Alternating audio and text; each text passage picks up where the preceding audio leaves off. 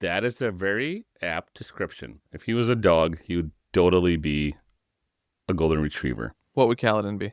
A Great Dane? I don't know. I was going to say the Yokiro Taco Bell dog. Oh, I was going to say a Chihuahua too. Oh, is that what? That's right. That's what it's called. But then I realized Chihuahuas are not depressed. They're always yippy. No, but here, riddle me this. I see the Yokiro Taco Bell dog like doing his day job and being like, I know how to do this. Yokiro Taco Bell. And then like gets back to his trailer and is just like, I want to kill myself. And like.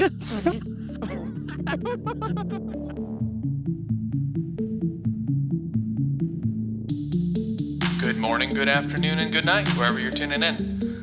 We are Slava and Jonathan, bringing you the Side Quest podcast, where we talk about character development, stories, and all things that are world building.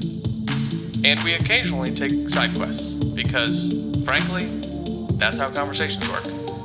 Just as a reminder, this whole show is spoiler heavy. So sit back, tune in, and join us on this episode of Side Quest. Back on the blustery winds. You know, I've said that probably for every episode that we've recorded here of Roshar. You need to give me some new intros. Stop writing the same ones for me. Back on the Shattered Plains. Better. Riding the chasm fiends through the misty fog that is the Coppermind. Those are words. But anyway.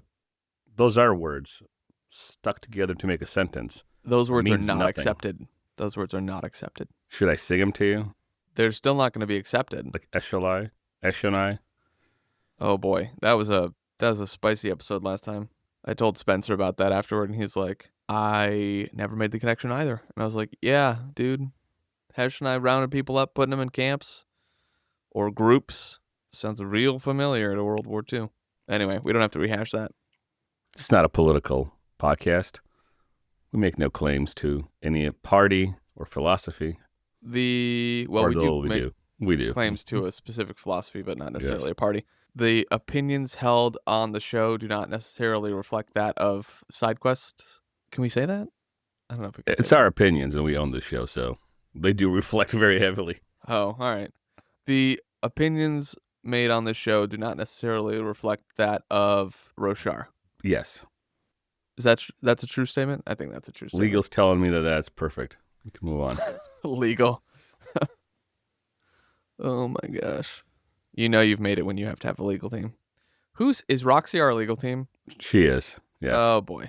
Essentially. I don't know what to do about that. Buy more treats, I guess. You got to keep the lawyers happy. That's right. They don't work for free. That's right. Some treats and some bones. The bones of the chasm fiends. Roxy would need to be a pretty big dog to be able to handle a bone of a chasm fiend. Probably. But let's get into it. We are on chapter 65, The One Who Deserves It. We're back with my girl Shallan. She's in her room. Not 2 hours have passed since her father ordered Halloran assassinated, and a pair of guards have been stationed outside the hallway. She suspects the guards are here to keep her stepmother from trying to flee, though she doesn't even know whether Malise is still alive. She quietly slips from her room and walks towards the guards, hands trembling. She doesn't know them. All of the guards she'd grown up with have been replaced. One of the men puts his hand to stop her, but she keeps walking, insisting that her father will need her. As she passes her father's door, she can hear her stepmother softly weeping. Shallan finds her father slumped at the table in the feast hall, but slips into the kitchen before he notices her. She mixes his favorite drink, deep violet wine, warmed and spiced with cinnamon. Sounds disgusting. When she returns to the feast hall and gives it to him, she looks into his eyes. She doesn't see the darkness there, which is very rare these days. Lynn complains that no one listens to him, and that his house should support him. Shallan tells him that she'll speak with them and goes outside into the night air. She finds Balat laying on a bench in the gardens. He's been ripping the claws of crumblings again. Shallan tells him that their father can't control him anymore, and that he's ordered the assassination of their brother Halloran. They make a plan for Balat and Malaise to escape with a letter from Shallan to warn their brother. Shallan then returns to the house and goes to her father's sitting room. The guards stop her, but she holds her ground despite her fear, and eventually they let her pass. This is the first time that she's entered this room in years, and she has to raise a hand to shade her eyes from the light coming from behind the painting. It's blinding to her, and she wonders how anyone can stand it. Her stepmother, curled up in a chair with her lip split and her arm broken, says that Lynn will kill them all. Shallan starts treating the wounds and tells her stepmother about the escape plan. As Shallan is about to leave, her stepmother asks her, "If I go, and Balat with me, who will he hate? Who will he hit? Maybe you, finally, the one who actually deserves it." Wah wah. Shallan just replies, "Maybe." Hateful little wench. Sounds like the workings of a Germanic folktale, fairy tale. Yep. Wicked old stepmother hates the daughter. That's like every folktale from what I can recall. And maybe, not even just the daughter, but the kids. Although, doesn't seem like Malaise necessarily hates the boys. No, she just hates Shallan because she gets love and attention, or doesn't get any beatings, to be more precise. Mm-hmm. And she believes that Shallan deserves it. Yep. Just like any well-adjusted grown woman. Well, those are words. Again, words that you've chosen. Yes. Said sarcastically. Yes. Those words are maybe accepted. We'll find out. So, pretend you're the guards. I just was thinking this when you were giving us the rehash. Pretend you're the guards here, and you've just been hired to replace the previous group. Like, what are you thinking? Well, if it's me as the guards, I'm just there to get a paycheck. I couldn't give two flying fornications about Lynn's problems or his mental stability. And I really don't care if his kid walks in and be like, "Yeah, go talk to your father. Leave me alone. I'm standing here. I'm going to have a cigarette." Fair enough. That does sound about right. If I'm a guard, I'm a mercenary in some sense of that word, maybe not a direct sense, but I'm just getting here paid. Like, I'm supposed to protect Lynn from something, somebody's killing him, blah, blah, blah. Mm-hmm. That's it. And It seems that's how the guards are actually reacting, because they're sort of like, "Hey, no, your father, okay, never mind, go." Yeah, don't do that. Oh, she did it. All right. Very, very motivated guards. Yep. You can hire them for your own house. What prompted the thought? Well, what do you think you'd have done?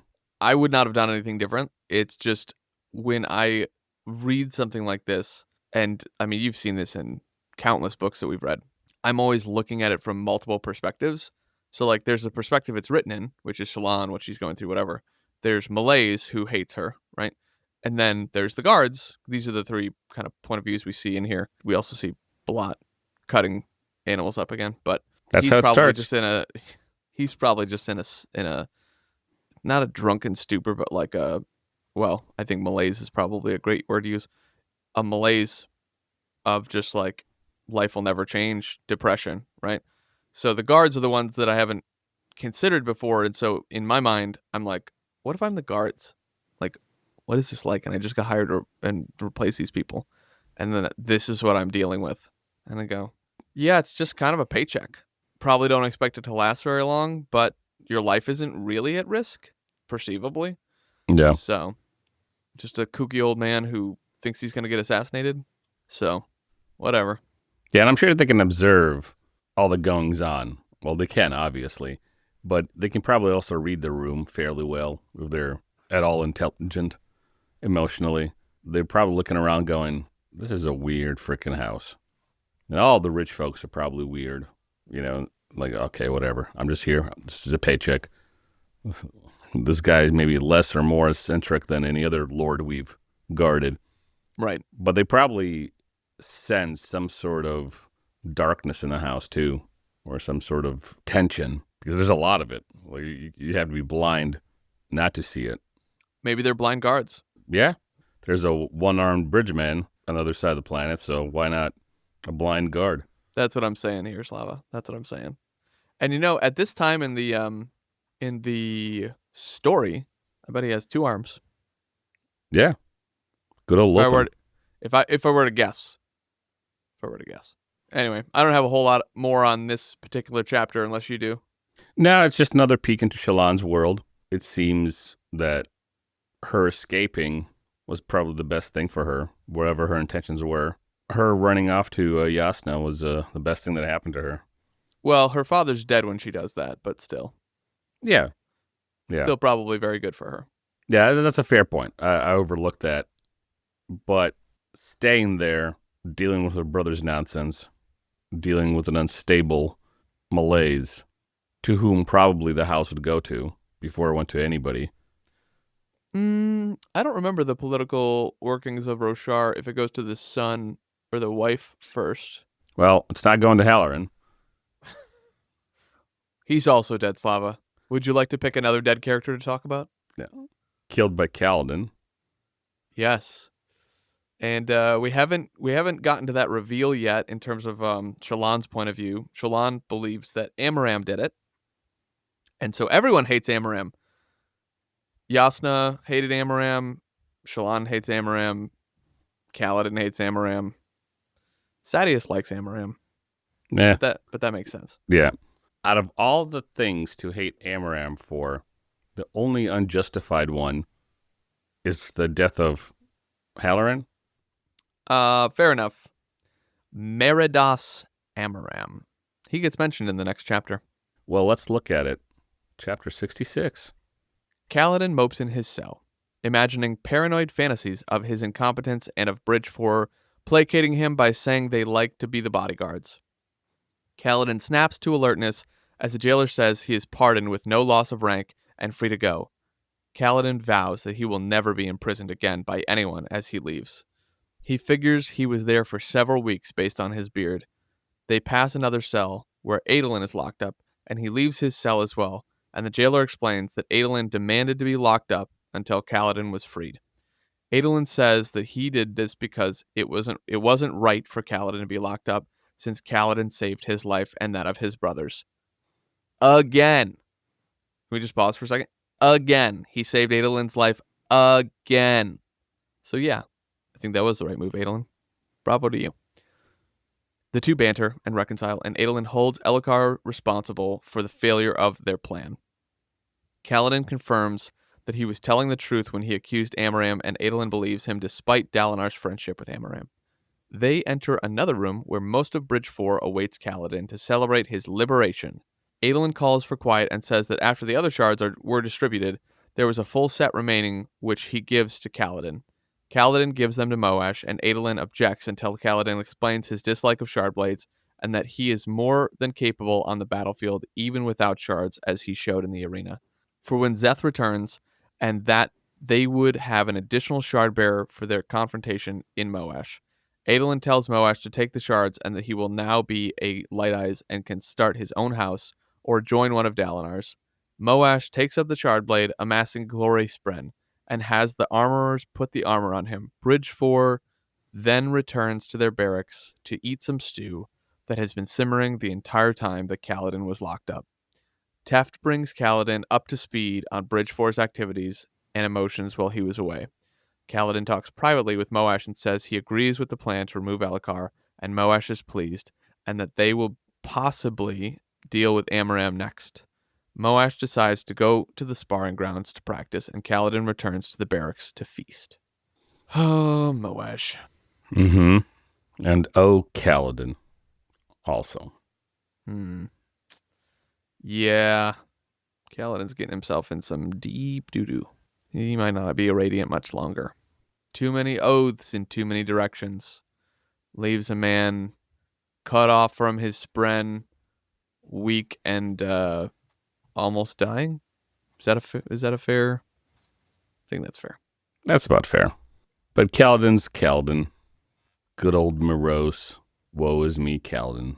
In that kind of state, he doesn't make the greatest decisions. Do any of us? No, No. not at all. So when you first read this, what was your takeaway? This is also before you realized what Moash would do. So I'm looking at Kaladin, giving away his sharp blade. I'm rolling my eyes. again. Right. Get over it, dude. This is understandable given the mental state of Kaladin, but also, if we're being objective, that's not the only side of it, because we all have mental states and we all do stupid things sometimes based on our mental states, which might not be stable or right. So there's the people that will rally behind Kaladin and say, oh, but you don't know, he's depressed, he's this, his brother was killed and his friends were killed with Shardblade and blah, blah, blah. Okay, yeah, I get it. But that's over. You have a job to do. You have been told by trustworthy sources that this is the right thing to do. Protect these people.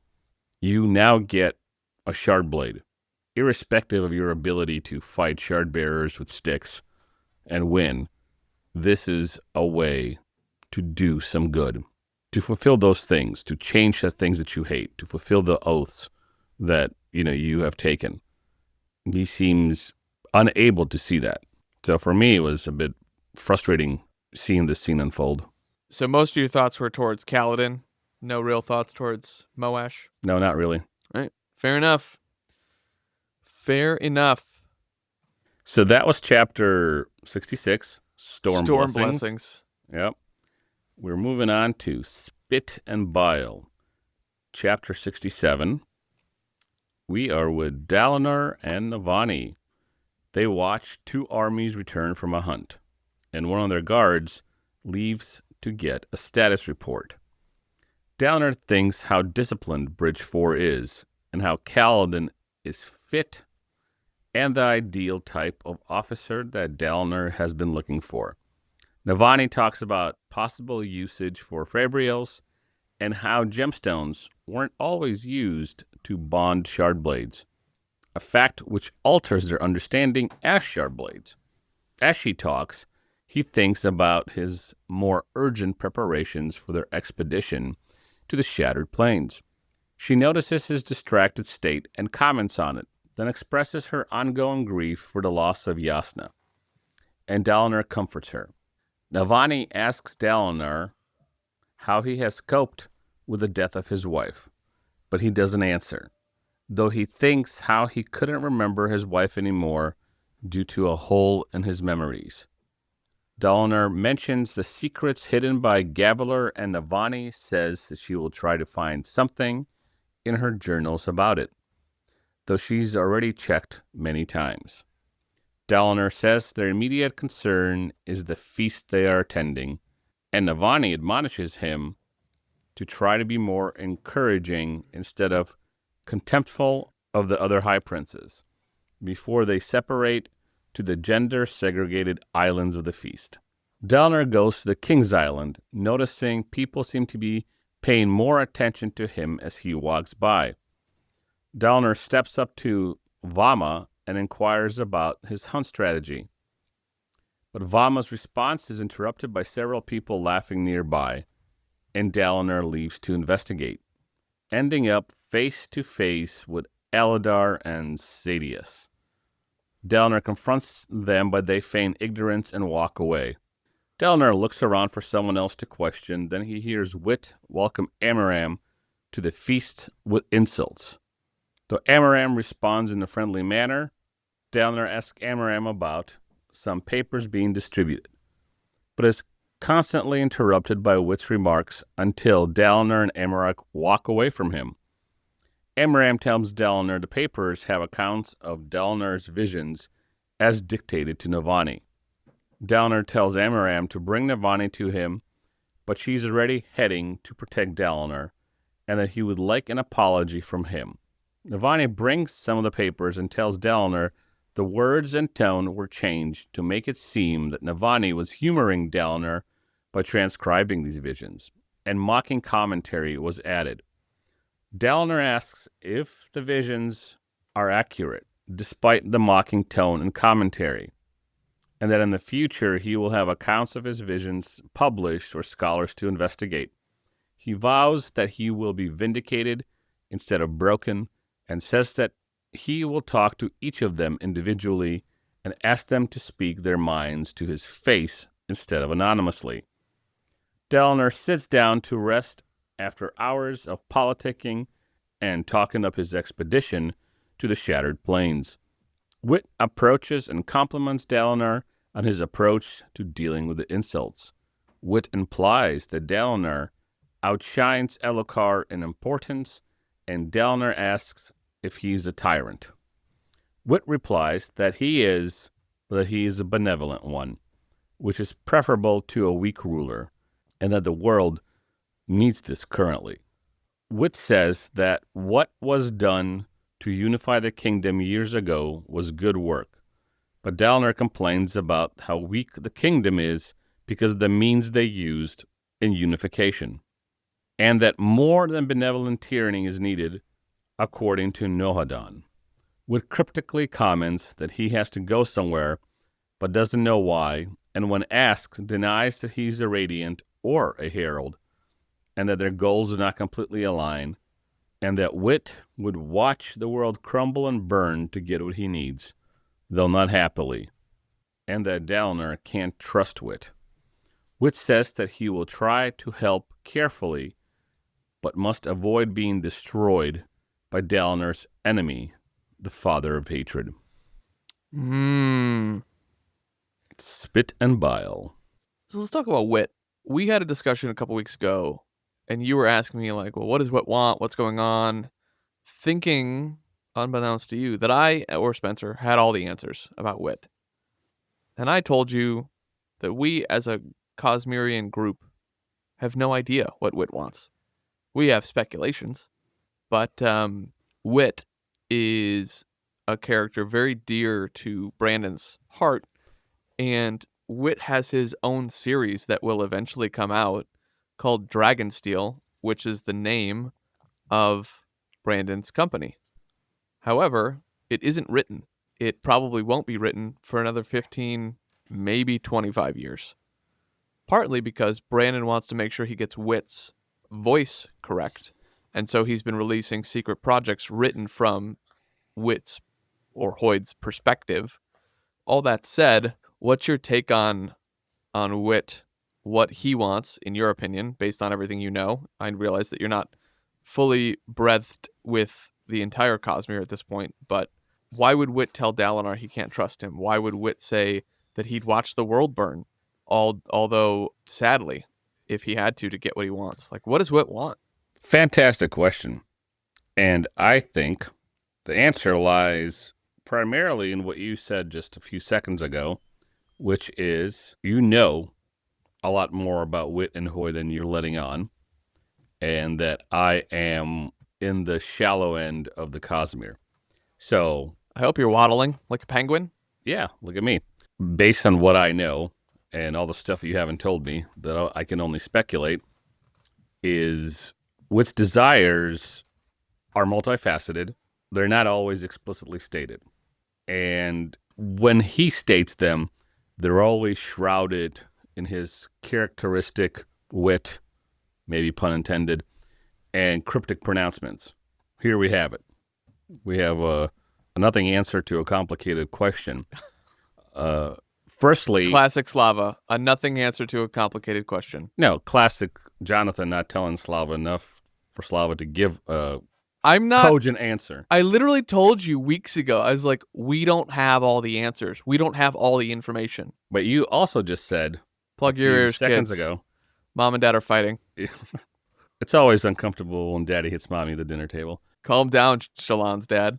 So, yeah. You don't know a lot. But you also just said a minute ago, that you and Spencer know stuff that you're not telling me. But we'll let that go. Not really. I mean, a couple weeks ago when I gave you the full download, like, that's everything that I can remember off the top of my head. Literally didn't hold anything back. Spencer, you're never going to listen to this episode anyway. Spencer didn't tell you anything. So do with that what you will. I have noted that in my book of revenge. His name is not getting crossed off. No, okay, serious. Let's get serious. So first observation by Slava. Wit has a pretty clear desire for stories. He explicitly states to Kaladin he has come for a story. He's previously requested stories. I've come for a story from you, my friend. I want one thing, a story. And he expresses his hope that it will be dynamic because, understandably so, him being the character he is, he cannot stomach boredom. He also has a desire for collecting information, understanding, observation of the world and the people in it. He's trying to get some sort of frame of reference, I guess, about all the stuff that he's observing on each of the world that he hops to. Mm-hmm.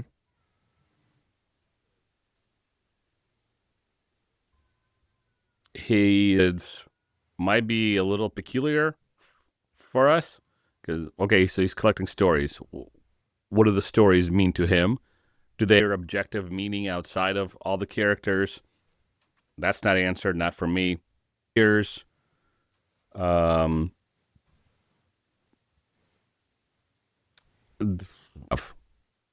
he's been on so many worlds. What doesn't he have that he is looking for? He's couching it in a need for stories. He's observing the worlds and the behaviors. Like I think that's just the said. right question. But what is he because missing? We That is also, the question through the that I have in Cosmere, my mind. kind of discover that Wit was at the Cosmere's Big Bang-ish. I call it the Big Bang because it wasn't actually the form of creation, but it was the shattering of Adonalsium, which was the god of the Cosmere before the shards.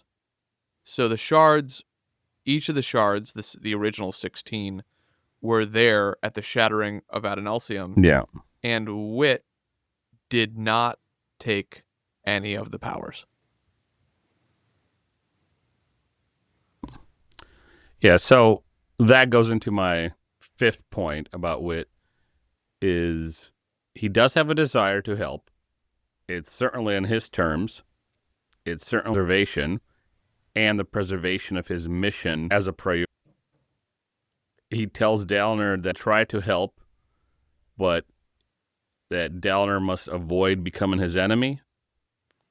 Then he also has to go to a specific place in this book specifically, but he doesn't know why. So he doesn't understand, and maybe that's connected to, points 1 and 2 I was making where he's cryptic. Maybe he doesn't want to show his hand, but probably he doesn't know the extent of everything, and that's doing. Finally, he says synergy between Shallan, right, and him, and he knows things, she vice versa. My previous points, that's all him trying to gather. And so I guess if I was to summarize, he's trying to understand the world, or if whatever he doesn't understand, that's with him with his goals, which, as you have stated, we really don't know a lot about his goals. Those for goals. whatever that And means. he makes people upset by insulting them, which, yeah. Yeah, so I think the best way to understand what he wants for me now in this point in time in the Cosmere I don't think we have enough data for that. no, We talked about this in a previous you can tell me that episode maybe, on this book. To Kaladin, he tells one type of story. To Shallan, he tells another. Yeah, and I don't think we have enough patterns for that. I don't know if there's enough data points. Yeah, to so are there identify connections between those stories? patterns. No mating. To patterns. What? Wait, what? No, pattern says that. What? Okay, well, it's your life. You can avoid mating if you want. Mm-hmm. Yes, that was a dumb joke. But that's not. I think he's a very fun character. Outside of the main characters, which obviously everybody knows, Shallan's my gal. I like her. He is second place only because I don't know enough about him. I think if we had him as fleshed out all the time in these books, just because he's so funny. And I like funny, witty characters. I like characters who are as 10 confident books, as him, which is actually 20 and something books. which is actually 5 books, which is actually you want to follow along. He's always causing trouble. Something's always He's the happening around him. trickster Sure. archetype. Yeah, Yep. there's always something happening around him, and it's always fun. Whether it's a big old battle or a little diatribe between him and a High Lord. But we don't know a lot about him, so he's very much second place. That's about it. That's what my thoughts on Wit. Your little wit diatribe. All right. Yes, that's one way of putting it. My little Wit diatribe. Mm-hmm. Nice. Well, let's move on to 68. Bridges. Kaladin is on a scouting expedition. That's not a word. Those are not accepted. Those are non-words, not accepted. Non-words are not accepted. Nice. Or are you trying to say Dalinar's wife's name that you also forgot? Oh, that's funny. Kaladin is on a scouting expedition to the Shattered Plains and has bad memories of being a bridgeman. He frets that he is unable to absorb stormlight unless Sylphrena is near him. Kind of true. And she admonishes him for being naughty and acts Capriciously. capriciously. You know, I don't think I've ever seen the word written down. You know when you got... Anyway, I'll keep going. Capriciously toward him. Words are hard. These words are accepted. Words are hard. He grows angry that Syl doesn't agree and his decision and says he is broken. All right, depressed boy. To which she replies that all the old knights were. Syl's like, yeah, you're just another of the same. You're all depressed. Yeah. Kaladin men are the same. decides to ignore her and enjoy the company of Bridge 4 as they reach a plateau with a permanent scouting location. He overhears a scout tell Dalinar that a glowing flying man was spotted in the plains, and Dalinar believes that was Szeth, though it was actually Kaladin. Dalinar and Kaladin discuss how Renarin is fitting in with Bridge 4 and if that is affecting him positively or negatively. Kaladin has more difficulty absorbing stormlight, finds Sylphrena later, almost acting like a windspren, and she tells Kaladin to decide what he wants, and he realizes he made 2 conflicting promises to Moash and to Dalinar, which violates the code of honor. He asks for advice, and Sylphrena tells him to find the words, and then she flies away. Kaladin, you're sacrificing one of the best things that could happen to you. Get over it, as Slava said. Pick up a shard blade and fight. Shallan draws a sketch of one of the mechanical bridges before it's unloaded. Kaladin also watches and recognizes one of the carpenters.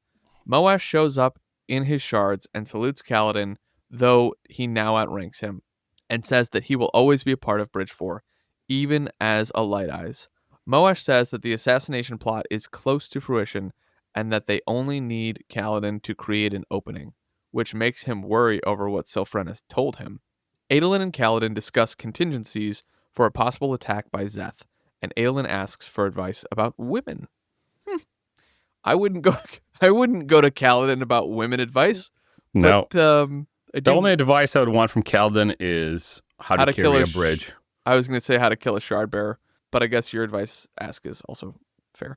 Adolin tries to get Kaladin to reveal his abilities, but fails. Yeah, this is like such a funny scene. I thought this was a little later, but I'm remembering now. So let's talk about Adolin's very nonchalant way of going, huh? Wink, wink, nudge, nudge. So bring that up in a second. Shallan joins them and starts sketching some moss, and they banter a bit, with Shallan getting upset that Kaladin insulted Adolin and that Cal acts so negatively despite Adolin's positive attitude. Kaladin rejoins Bridge 4 to carry their mobile bridge over the mechanical one toward their destination where a chasm fiend was slain, where Shallan plans to study the chrysalis. They reach the destination, and the carpenter that Kaladin recognized calls to Dalinar, who crosses the bridge.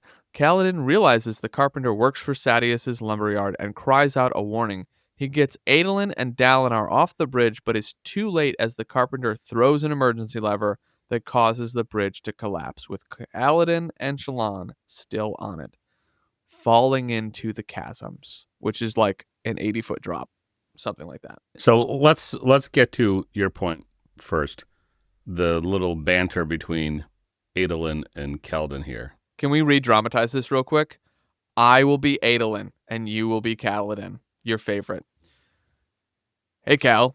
How about that flying man?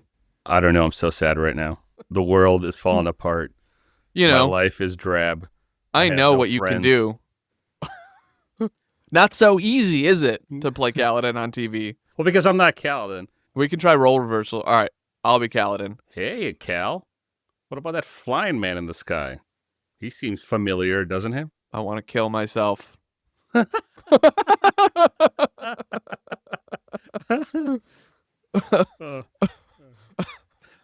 Okay, all right, you win. Okay, Anyway. point to you.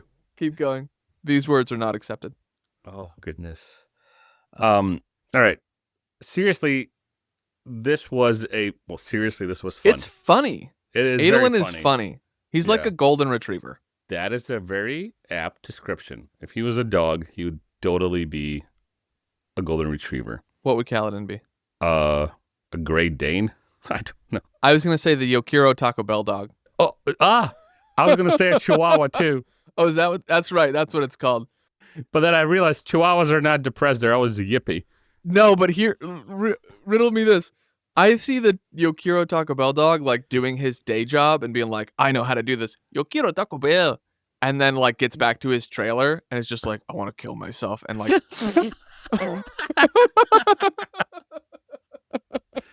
Fair. and like has to play, his role out in the world correctly. Yeah.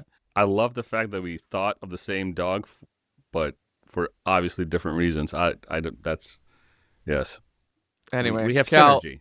I I- am Wit and you're Shallan. why would I be Shallan? Why would I be Shallan? You like her, I like her. I don't want to be her. and I know more about Wit than you do. And proof again that you keep holding out information. And sometimes I date women who are thousands of years younger than me. What? It'll make sense later. I figured that he's dating some mortal or something equivalent to that word that is like 36, and he happens to be 110,000 apparently. Yeah, we don't know how old he is. Anyway, keep Well, going. a few Adolin. thousand years since he was there at the Big Bang. Right. Yeah. Right. But what a nice cliffhanger this leaves us, this chapter. Not much of a cliffhanger if you're falling into a chasm, but I know what you meant. Okay. The people who enjoy puns in the audience will get what I meant. But yeah, this is a hell of a thing that happened because Moash acted more quickly than we thought in the initial read, right? And then wait a minute, this is a guy from Sadeas's camp that pulls the lever. So there's these powers outside of Dalinar's court, his family, his guards. Moash isn't the only one trying to get rid of People. Yes, people, the king and Dalinar specifically. We have Zeth, San Villano. We have Sadeas for his own perverse ambitions. Now Moash. And Moash actually wants Elokar to go, not Dalinar. So it's multifaceted, this whole Yeah. plan, right? Plots are converging. And that's obvious for any good book. It's not like I'm saying something profound like, oh, we didn't know it was multifaceted. Yeah, obviously. But yes, you have better words. Plots are converging.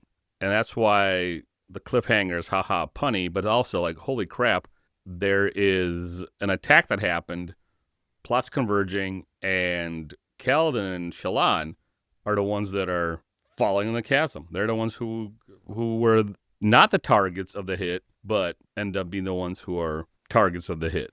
Kaladin and Shallan finally falling in love with each other. Well, at least in some sort of love, right? They find some affections for each other while cowering in the cracks of the chasm. I mean, since we're talking about it, let's keep going here. Chapter 69. Nothing. Kaladin falls into the chasm and is able to absorb a bit of stormlight through desperate effort, though he hears a pained scream from Sophrena as he does so, and hits the ground, falling unconscious. He awakes in darkness, since all his spheres were drained, and great pain, and hears a voice asking what has he done. Syl's scream haunts him. He is injured and gets to his feet and runs into Shallan and lies about how he survived. And Shallan explains how the bridge was collapsed. They search the bridge wreckage and find several bodies, but don't see Dalinar or Adolin. Kaladin thinks that he somehow saved Shallan. Kaladin says that there were Parsheni attack right before the bridge fell, and that means that Dalinar probably retreated. Kaladin tells Shallan that they may have been rescued by a windsprint, as in folktales. Kaladin and Shallan discuss how they will survive and what dangers they may face, the worst of which is a high storm due the following night. They decide to set out immediately for the war camps. Shallan is both annoyed and pleased to find Kaladin survived, and thinks that she saved both of them somehow. As they walk, she notices how much plant life there is in the chasm. Kaladin walks silently and asks if Shallan will constantly chat as they travel, and ignores her response.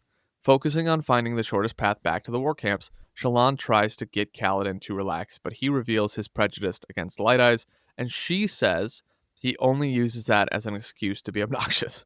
Thank you, Shallan. He brings up the incident with the boots and then reveals that he doesn't have a grudge and that he doesn't actually dislike her as he does other Light Eyes. Shallan is insulted and they start an argument that is cut off as they hear a loud scraping noise that seems to be approaching them. They realize the danger they are in and begin to run. I love this chapter because both Kaladin and Shallan know that they are Radiants. And they're both like, oh, yeah, I saved them, obviously, because the other guy is definitely not a Radiant. Shallan's not a Radiant. She's a dumb Light Eyes who chats too much. And Shallan thinks, well, this And steals my boots. obnoxious, boob is definitely not a Radiant because he's obnoxious boob.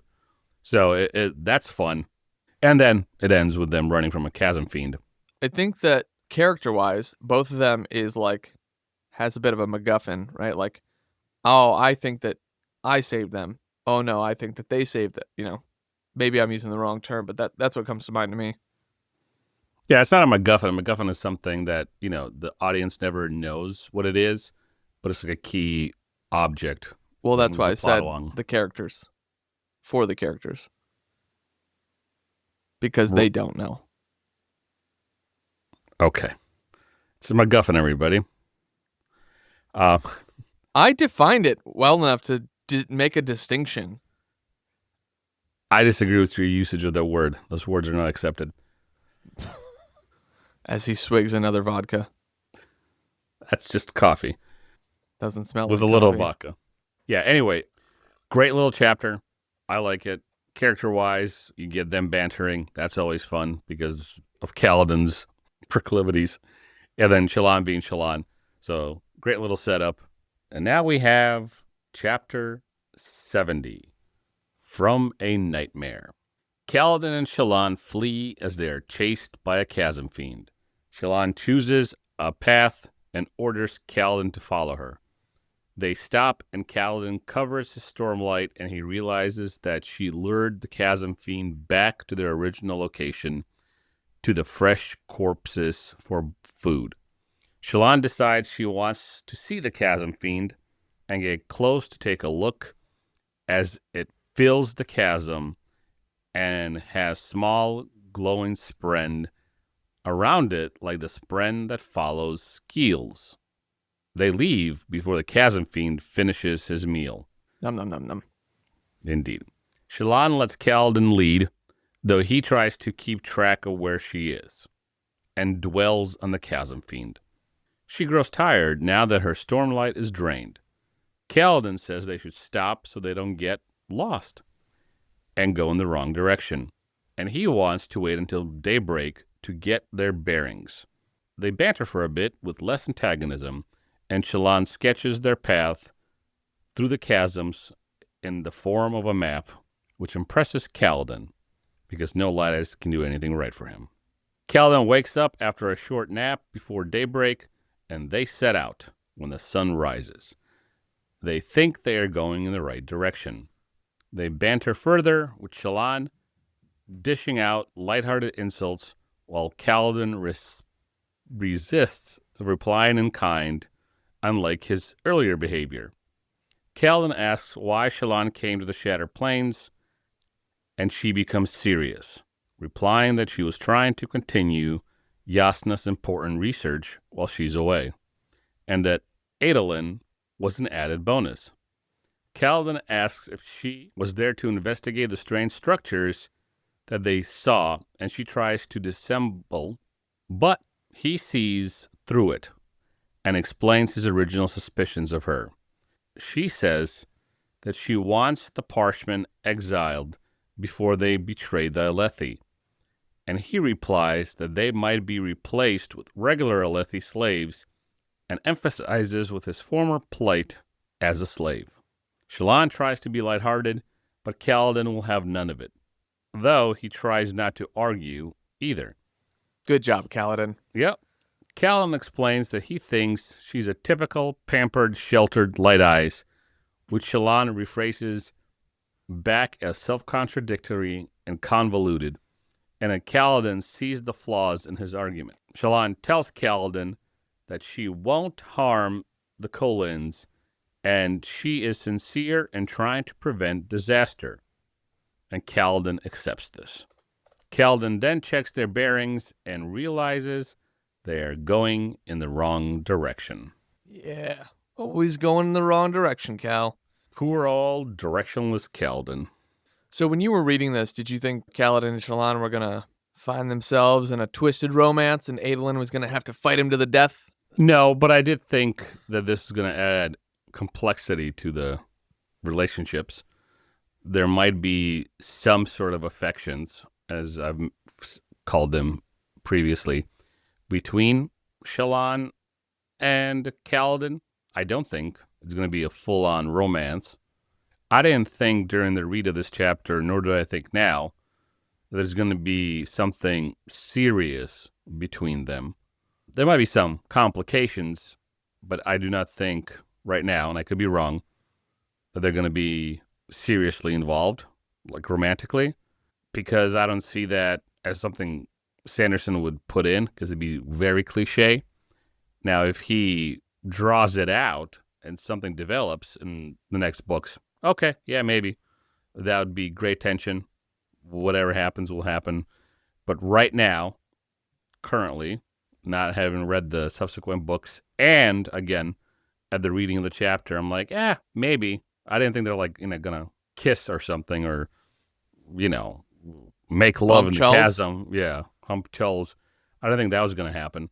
But they're definitely getting friendlier and seeing a different side of the other, seeing that their perception of the other is wrong, and seeing that they have a lot in common. So there's a possibility for some sort of romance. But right now, yeah, maybe. If it's done right, I'm for it. But if it's Enemies become friends, friends become lovers. yeah, but if it's in some stupid movie-esque way where, oh gosh, the two survivors are stuck on a desert island and, they hate each other and blame each other and then they, end up stooping in the bushes, you're like, oh, okay, great. Thanks, Hollywood. Well, because that happens all the time, every day. You just told us the rest of the books. Oh, well, there you have it, folks. These words are not accepted. Yeah, but you can tell us, do they ever have anything beyond just a tension-filled liking for each other? No stopping. All right, see? Good. Mm-hmm. Mm-hmm. Or your Capucrifus grin tells me there might be something more. Well, Shallan has a propensity of making new personalities, and those new personalities do what they want. So, Ooh, that would be fun. If her split personalities were split between Kaladin and Adolin, that would be amazing. you're That'd a be silly sick, as hell. That'd be silly as hell. You're but that'd be sick, funny. Slava. I am not sick. I am. It's allergies. Yes. I'm It's not the sick. allergies. It's allergies. Yeah. Moving What on. about you? Like, Oh. Kaladin's your boy, right? He is What do you think of Stormblessed. his little whatever this is, his little escapade into the chasm as he's interacting here with Shallan? What are your original thoughts? I want to hear them because you keep asking me that, and that's fair for the podcast and what we're doing specifically with Stormlight, as I've dubbed it, Slava Reacts. But your original thoughts, if you can think that far back, you're reading this first, second time, whatever. Probably first time is the better question. What are your reactions to Kaladin and Shallan bantering, and as we see in the subsequent chapters, getting closer and understanding they have a similar past. So I think that this was the third book that I read of Sanderson. It was Warbreaker, Way of Kings, and then this, I believe, if I remember correctly. And it was curious. Like, I wasn't sure if he was going to have them be a love interest or not. I was more focused on whether or not Kaladin was going to lose his powers that he was getting, and less concerned about whether or not they become a love interest, because one of them is short term because they both die eventually, in terms of, like, humans have lifespans, not like a book reveal. So, like, sure, love, whatever. But more so, does Syl leave Kaladin? And then if that's the case, because Sanderson at this point has done some plot twisty type things, and he's always known for his Saner Lantras. And so, like, I'm not sure if Kaladin's going to be taken away. Like, he killed Yasna. He's killed other people.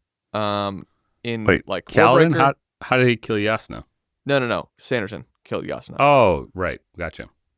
Sanderson killed people in Warbreaker. And so I'm just like, I don't know what's going to happen. Which was fun, because oftentimes I feel like I do know what's going to happen, and then it usually happens. So, go me. Yeah. I thought that too. It was a brief thought. I'm like, does this mean that Cal loses Syl, which he kind of does? Not kind of, he does here in the following chapters. So as I was seeing that unfold, I was like, oh, what will happen to this character? We've been with him for 1.5 books.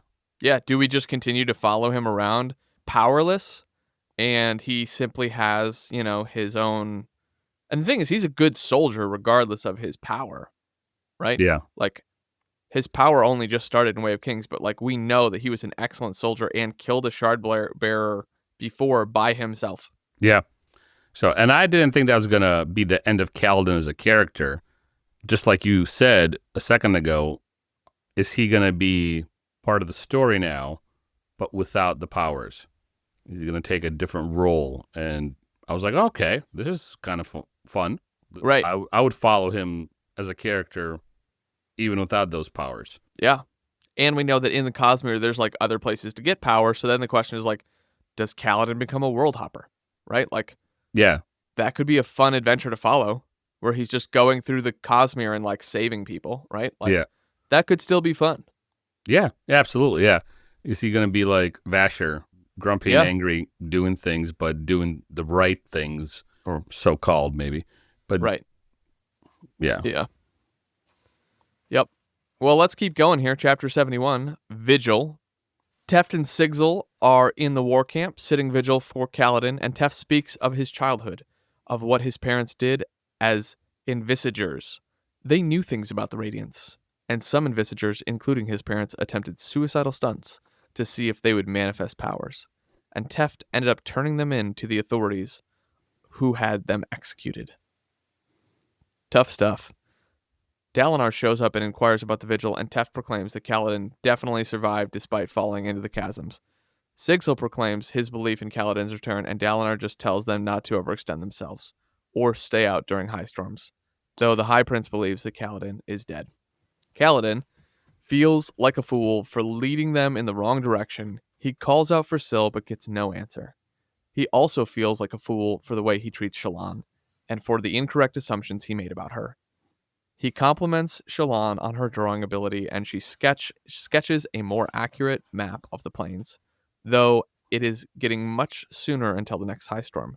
She traces a couple of plateaus nearby by walking around them, and Kaladin notices her having a mysterious conversation with someone and speculates that she might be a Radiant talking to a Spren. Shallan says that some of the series of plateaus are mirror images of others, and Kaladin says that the plains are symmetrical, and that he knew that from a dream.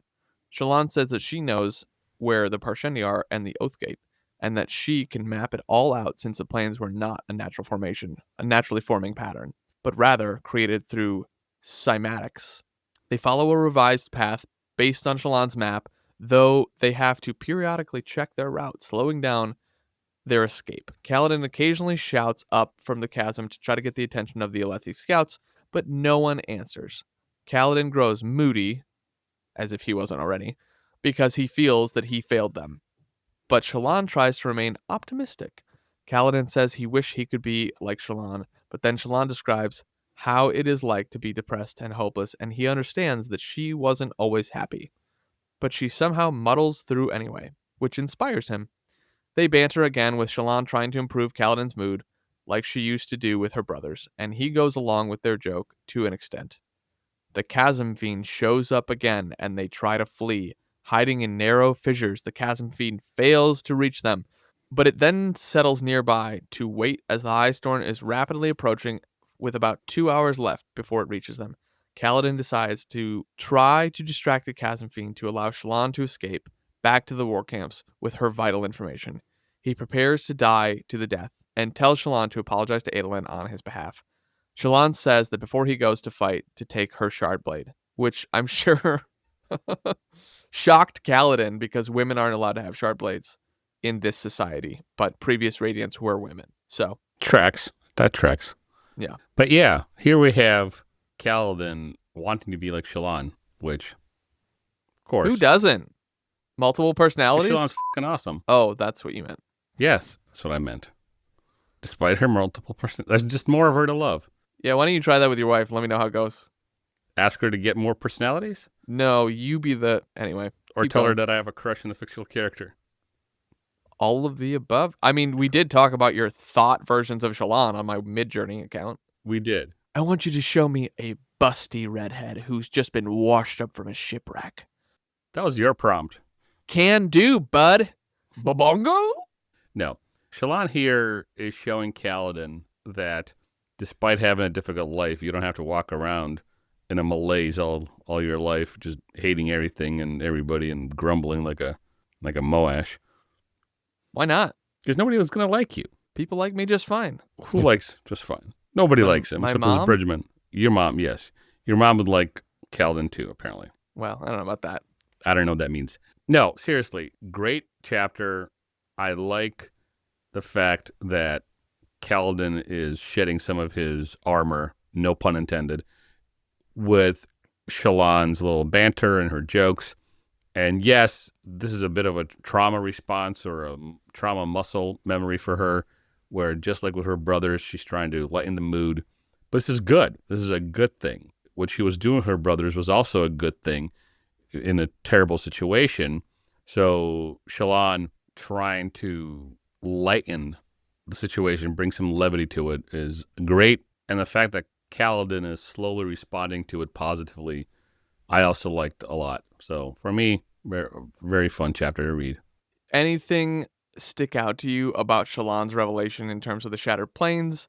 And Kaladin's like, Yeah. I had a dream about this. And then Shallan going, Eureka! I've figured it out. Yes and no.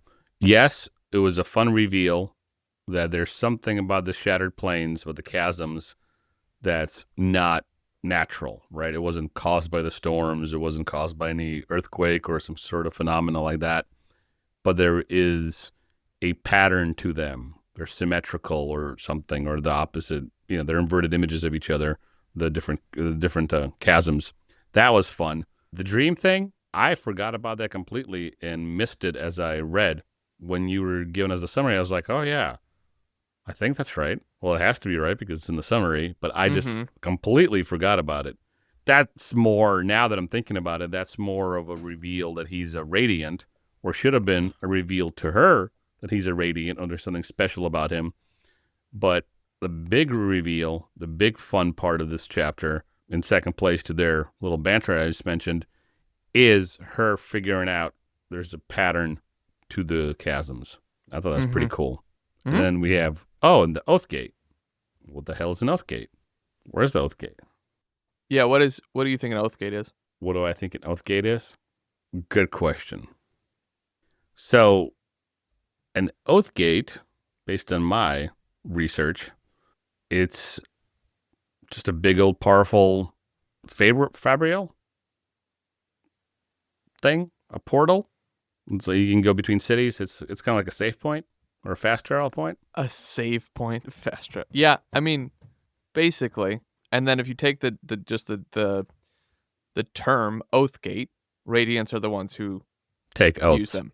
Yes. Right. They're the ones who use them. So they're located in plateaus or in circularly shaped plateaus, right? Shallan, or I think they have to be created. I don't think we actually have an answer on that, but I think that they have to be created. Like Oathgates were created at one point, like built, right, constructed. but where they're I'm saying where they're located. They're usually located around symmetrical plateaus or plateaus of some kind. There's only one Oathgate in the Shattered Plains, and it's at Urithiru, wherever that is. Right, but there's other oath gates in the world, correct? Yes, but they're not in circular spaces necessarily because there are only one Shattered Plains. Like they're in cities and things. Okay. All right, maybe. Okay, then fair enough. Fair enough. You know more. But oath gates, big old powerful fabrials for people, specifically Knights Radiant, to use. Mm-hmm. For fast travel and save points. Yes. Yep. Am I anywhere close? Well, yeah, I just said that's a fine way to say it. Okay. Funny, but fine. Well, there we go. Look at me saying funny things. Mm-hmm. So, as we move on, Chapter 72, Selfish Reasons. Kaladin asks how Shallan has a sharp blade, and she replies that it is unimportant. Good play, girl. He brushes against the blade and doesn't hear screams like he did previously in the dueling arena. He reluctantly accepts the blade, and Shallan swears him to secrecy. She says she wants to get her satchel. Kaladin distracts the fiend, dodging around it and leading it away from Shallan. He uses the confined space of the chasm to his advantage and cuts the beast a couple of times, but then gets bitten in the leg as he tries to evade an attack. Shallan distracts the beast, and he is able to retrieve the sharp blade, but then collapses from pain. He picks up the sphere, tries to drain the stormlight, but only hears distant weeping. He sees an illusion of himself that distracts the beast momentarily before it vanishes in a puff of stormlight, which he somehow thinks that he created. He decides he has to go for the beast's head and stabs it as the jaws reach for him. Shallan, on the other hand, sees the beast fall on top of Kaladin and notices Spren around the chasm fiend seeming to leave it. Kaladin's body protrudes from the creature's mouth, and she tries to pull him out of it as he says, "Ow." They banter as she uses her blade to cut him free, and then explains that he stabbed the chasm fiend in the brain to kill it. Once free, Kaladin asks her to bind his leg for him, which she does. They take a brief rest and despair that the storm will get them anyway. Kaladin then realizes that Shallan could use the sharp blade to cut out a little cubbyhole above the waterline in the chasm for them to hide from the storm and the floodwaters. She climbs up the dead fiend, then changes her blade to be knife size and carves handholds in the chasm to climb above the waterline to carve a shelter for them. They banter as Shallan cuts the rock, and it takes about an hour for her to finish. She uses a vine to help Kaladin climb up to the safe spot just before the flood reaches them. More harrowing moments for Kaladin. Yep, it never ends. It never ends. Always the hero. Never the bride. Yes. Always the hero, never the bride. That's what I was going to say. I got you, brother. I like how Sanderson lets us live in the beliefs of the characters, thinking like, oh, I must have created an illusion. But then Kaladin's also fighting with the fact that he has lost Syl, basically. Yeah, killed her. Yeah. Good thing that the people around Cal really care about the greater good, and Cal in particular, so Syl ends up back with him. But it's good for him to stew right now. Except for Moash. Touche. Yeah, I don't have a whole lot more thoughts here except for the harrowing adventure of being in the chasms during a high storm. Sounds pretty awful. Yeah. It's like camping, but worse. It's just like camping. In the rain. You ever Yeah, camped I've camped in the rain. It sucks. It's sucks awful. balls. Yeah. Sweaty Yep. chub. bumping. That's an apt description of camping. But as we move on to Chapter 73, 1,000 Scurrying Creatures, all for Balat to destroy. Not actual title, but it's a working title for the new chapter. It's a subtitle that you made up? Yeah, it's for the third printing. For the third printing. Oh, okay. Yeah. Great. Shallan and Jushu are in Balat's room, helping him prepare to leave. They talk about the valuable deposits of stone recently found on their land, and how they find it strange to be wealthy all of a sudden. Despite the family's wealth, their father's mood has continued to grow darker. Shallan unfolds and reads a letter. Their contacts haven't been able to find Halloran, who seems to have disappeared. Balat is jumpy, worried about that their father will discover that he intends to leave. His plan is to escape with Elita, and if he can't find Halloran, they'll go to High Prince Valim and Redden, who years ago told them he'd listen to anyone willing to testify against their father. Jushu is skeptical, saying that their father is in favor now and that the High Prince is nearly dead. Wickham slams the door open, telling them that Elita is in the feast hall and that their father has summoned her. Balat and Wickham rush to find what is happening. Shallan follows slowly, overwhelmed with panic, but she feels pulled forward. Somehow, she knows that this has been coming, that it was inevitable. She collects the pouch of blackbane that Wickham had given her years ago and heads downstairs. Balat is arguing with their father about Elita. Lynn reveals that he knows about their plan to leave. Shallan enters the room and walks along the walls toward the kitchen. She notices something on the floor, blocking the kitchen doors from closing. Lynn tells them that Halloran is dead. He died on the battlefield in Alakar. Shallan reaches for the bundle on the floor and realizes it's a body. It is Malay's. She'd been killed by several blows to the head. Shallan concludes that he'd discovered their plan, sent for Elita, and waited for her to arrive, and then killed his wife. It was calculated punishment, not committed in a moment of passion. She moves to where servants had left a pitcher of wine with cups. Balat unsheathes his sword, followed by Lynn. They clash brutally, and Lynn is able to swat Balat's sword out of his hand. Lynn tells them that he always despised Balat, and of his sons, only Halloran wasn't worthless. Oh, shut up. Shallan hands him a cup of wine, which he gulps down. Balat grabs his sword and tries to stab their father, but hits something metallic through his coat, which stops the blade. Lynn tosses his sword aside and gets an iron poker from the fireplace. He slams it into Balat's leg over and over, berating him about being useless. Lynn's hand starts shaking and the poker slips to the ground. Lynn is surprised, and he stumbles and falls to his knees and then his side. Shallan, feeling cold, tells Elita to bind Balat's wounds, then kneels next to her father. Lynn is motionless, staring at the ceiling. After her brother's initial confusion, Shallan tells them that she poisoned her father by placing the blackbane in the wine. Jushu pulls a soulcaster out of Lynn's pocket, which he had apparently been broken while blocking Balat's first strike. Just then, their father starts twitching and his eyes focus on Shallan. She realizes that the poison has only paralyzed him and says that they need to finish the job. Everyone else shies away, so she thanks her father for everything he did for her, then wraps her necklace around his neck. She twists the necklace around the handle of a fork for leverage, crying and whispering the lullaby that he'd sung to her in comfort as a child as he dies. Still like your girl, huh? I love my girl. Hey, listen, man. Just because somebody holds the title of father doesn't mean he deserves it or is worthy of life. I'm not going to go down this road with you. I have no sympathies. I'm not for titles defending or him. anything.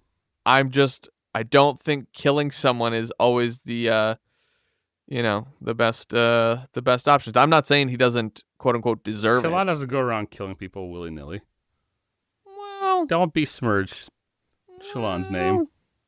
She just kills random people all the time. I'm just telling you. Oathbringer, Wind of Truth, Rhythm of War. Shallan is just on a killing spree. She creates a persona like Zeth and just starts assassinating people. I'm You'd fine like with that. I would like exactly. Yeah. But no, this was a pretty heavy and this is a pretty heavy chapter. And the thing is, Sanderson splits these up for us and gives us snippets here and there. Honestly, probably so we don't have to handle it all at the same time. And it's better storytelling to give us like moments of heroism and then like, oh, also Shallan, like, we get it, girl. We get it. Yep. No, heavy chapter, really good chapter. Nice reveal, for lack of a better term. There's a different term that I'm thinking of, but it's not coming to me. It gives more depth to Shallan's character and what she's feeling and why she's splitting personalities, why there's so much heavy trauma that she's carrying, and how that burden is like breaking her or has broken her in some sense already. So, like you said, you get these moments of Shallan, oh yeah, she killed her mom. She didn't know she killed her mom. It wasn't planned, and it wasn't in a moment of passion. She just didn't know the power she had, and so she kills her mom. But here, you get a greater sense of that burden that I just mentioned, because as she's in the chasm with Kaladin, and she just cut out a little cubbyhole for them, they're cowering away from the storm, and here you have a memory of this dark event, this horrible event that happened to the family and to her. And it's when she learns about Halloran's death. It's when she witnesses the death of her stepmother, or discovers her dead body. Lynn going all nuts, and the fibrial was broken here. So you get a lot of reveals all in one heavy chapter. 100%. You ever been Stabbed? No. You ever been stabbed with an Iron Brand poker? Not to my memory, no. So you've blocked it out. Fair enough. Yep. I've stabbed myself once by mistake. You know that knife that's used for deboning meat? Mm-hmm. It's a really thin, really sharp knife. It has a bent to it. Yep. I was playing around with it when I was a kid and stabbed myself in the leg with one. Oh, so you have been stabbed in the leg before, just not an iron poker. Yeah, and that was me stabbing myself like an idiot because I was just putzing around. Right. Throwing the knife around, pretending I was, I don't know, Johnny Knife Hands, and Right. stabbed myself. Fair enough. But I was a child, so it's different than Balad getting his legs stabbed with an actual poker. Oh my gosh. Yeah. Chapter 74, Striding the Storm. Kaladin reaches the sheltered alcove just before the floodwaters arrive. He and Shallan huddle together against the rock as the waters quickly rise, momentarily cresting over the edge of the carved-out cubby. Kaladin tells Shallan how he was left to die in the Highstorm by Sadeas. Cal looks up and thinks he sees a giant, glowing figure followed by another figure walking in the storm. Shallan asks Cal to tell his story as a means of taking their mind off the Highstorm, and he starts from when he was made a slave by Amaram, and speaks of his slavery and Tvlakov, his time with Bridge 4 and the rescue of Dalinar and fighting the Parshendi Shardbearer. He hears chanting and sees strange spren flying around.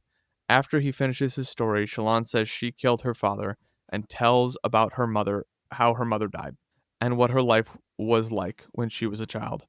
Kaladin realizes how much he had in common with her since her parents weren't abusive. He realizes that her brother was the Shardbearer he killed when he saved Amaram, but doesn't reveal that fact to her. She tells of her original plan to steal the Soulcaster from Yasna and becoming her ward and Adolin's betrothed instead. Shallan vanishes, and Kaladin realizes that he is having a vision.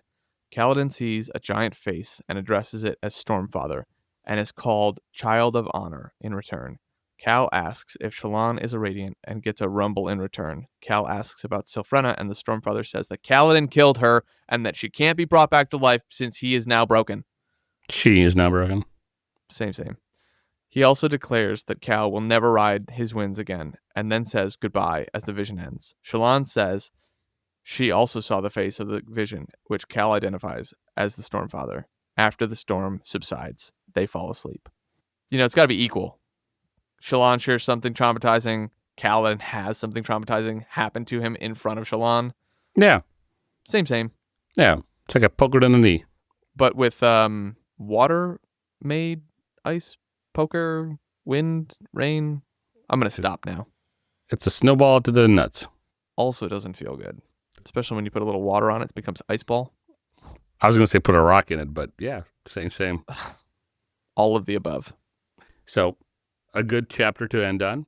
It was as with the previous one, a little dark. We get more, well, we don't. We know the story. Shallan gets this story from Kaladin, and I don't think it's explicitly said that Shallan goes, oh yeah, we're kind of alike, but I think this grows them together.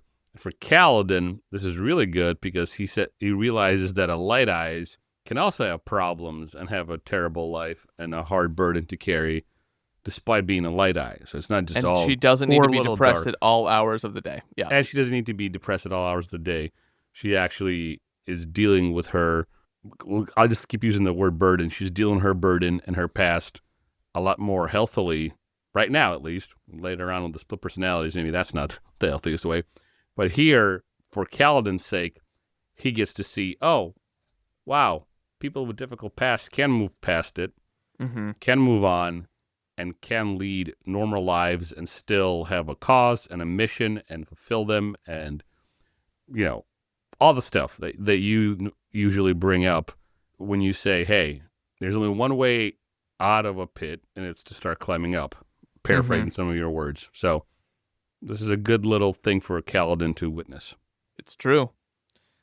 It's true. I don't have a whole lot of other notes on that. If you want to take us home with that with chapter 75 as we wrap down the episode, then we'll pause our journey on Roshar for this week, and we will return again next week. Sounds good. So chapter 75, True Glory. We are now in the point of view of Dalinar. Amaram implores Dalinar to speak with Sadeas and make peace with him before they begin their expedition. Dalinar looks at Navani, but doesn't reply. They hear horns which announce the sighting of a chrysalis and its location. And Dalinar says they won't go after it on the way to the Preshendi camp. Amaram says that Sadeas will go after it on his own, and that his disobedience is causing rifts in the kingdom to grow worse. Amaram says the Voidbringers are coming and they need to be united, but Dalinar says the time and opportunity to work together with Sadeas has long passed. Amaram tries to dissuade Dalinar from his expedition and says that even Dalinar won't listen to him anymore, so why should anybody else? Dalinar replies that he has to go out to seek the answers. Dalinar asks about Amaram's investigation into the madman, and Amaram replies the madman was deluded about having a shard blade. A messenger runs up, saying that Stormblessed has returned from the Chasms. Dalinar runs the entire way to the triage area, where Kaladin is receiving medical attention.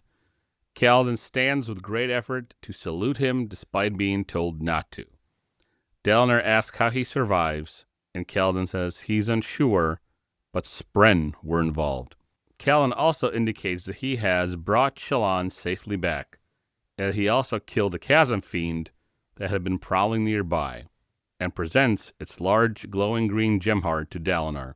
Shallan contradicts him and says that the chasm fiend was already dead and rotting before they harvested, and Kaladin confirms the story, but Dalinar suspects that both are lying. Navani appears and becomes protective of Shallan after the ordeal.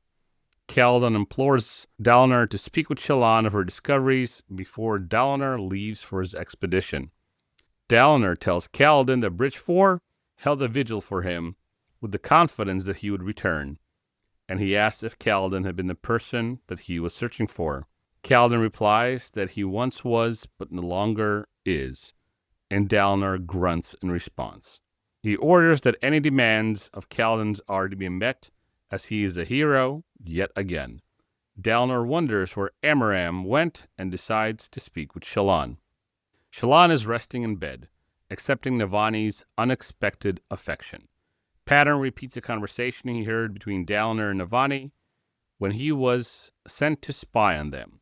Notably, Dalinar wants Shallan to go on the expedition, but Navani tries to protect Shallan by having her stay behind. Shallan tells Pattern that she has to go and asks if she's a Radiant. He replies, most likely not, since she has more to do first, but isn't sure because he hasn't always been sentient.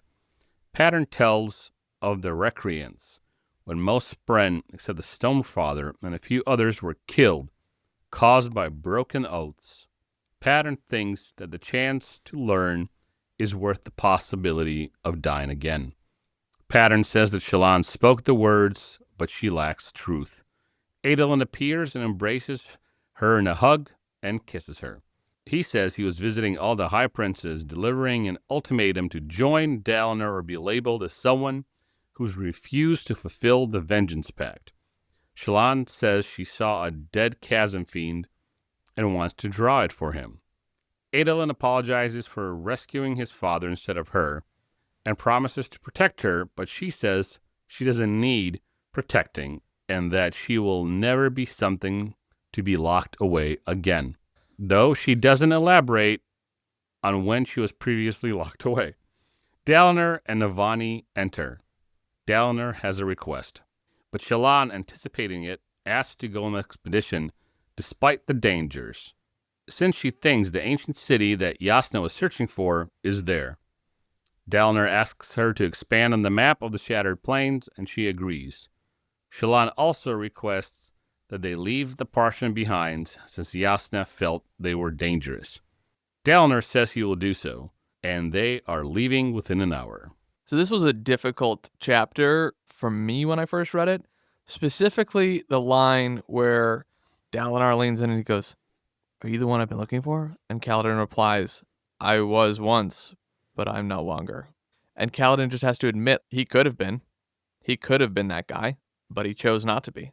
And Kaladin is like split on this path of being just as bad as the Light Eyes are. Yeah. The people that he actually hates, he's choosing to be like them in his bitterness, anger, and whatever, if he decides to go through and helping kill the king. Very good lesson for Kaladin. It's not rank or caste that makes you a good person or a bad person. It's how you act and what you do, how you live your life. I think Kaladin secretly read Man's Search for Meaning by Viktor Frankl. How did he get that copy? Hoyd. Freaking Hoyd. Of course it's Hoyd. Hoyd was like, I got a story for you. It's about a guy named Victor. Who also goes to his version of a bridge camp. He does go to a camp. 4 of them. Yep. And he's not running bridges. Bridge 4 camps. It's all, the connections are there if you look for them. That's right. That's right. Oh, man. Any final thoughts on this chapter? We know Amaram is being slimy in some way. That's par for the course. No other thoughts, though. Good chapter for the reason that you mentioned. I also like that Shallan stands her ground again, as she's been learning to do more and more. Like she has at every turn, almost. And I understand the response is a little silly from her. Adolin's not patronizing her or trying to handle her like a delicate little teacup. Yeah, he's trying to be chivalrous. Yeah. However, it's a understandable response from Shallan. And I don't think it's done in any sort of obnoxious way where like, I don't need no man. She was just like, listen, great, thank you, but part of my thing, part of my journey is I don't need the type of protection you're offering. Because she kind of sees that this might turn into her being put somewhere in a cupboard away from all the bad stuff. And she knows that she doesn't need or want that on all the levels. Personally, psychologically, emotionally, and also she has this freaking thing to do.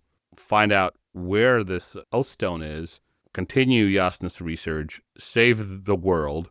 You know, I don't know if she's thinking about it in that grandiose of terms, but she has a mission to do, and she doesn't need Adolin stopping her from it because he's afraid. Right. Yeah, that's all true.